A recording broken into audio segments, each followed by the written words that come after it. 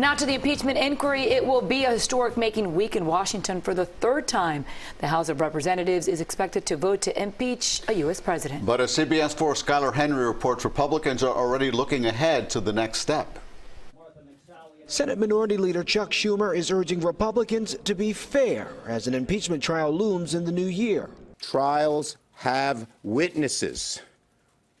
That's what trials are all about. Schumer sent a letter to Majority Leader Mitch McConnell proposing Chief Justice John Roberts, who will preside over the trial, issue subpoenas to 4 administration officials, including acting White House Chief of Staff Mick Mulvaney and former National Security Advisor John Bolton. President Trump tweeted Monday, "Read the transcripts. The impeachment hoax is the greatest con job in the history of American politics.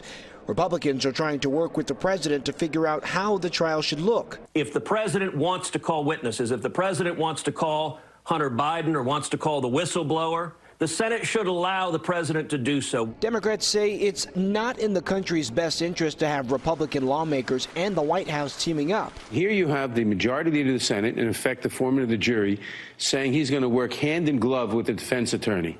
That's a violation of the oath that they're about to take. Not all Democrats have said that they'll follow the party line and vote for impeachment in the House. New Jersey Democrat Jeff Van Drew is expected to switch parties after the vote.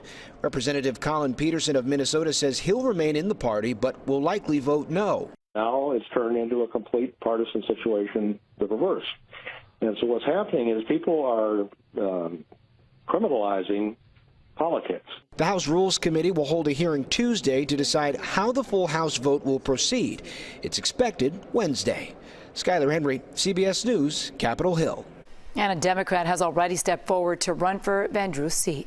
Look for much more on the impeachment vote tonight on the CBS Evening News with Norah O'Donnell. That gets started at 6:30 after CBS 4 News at 6.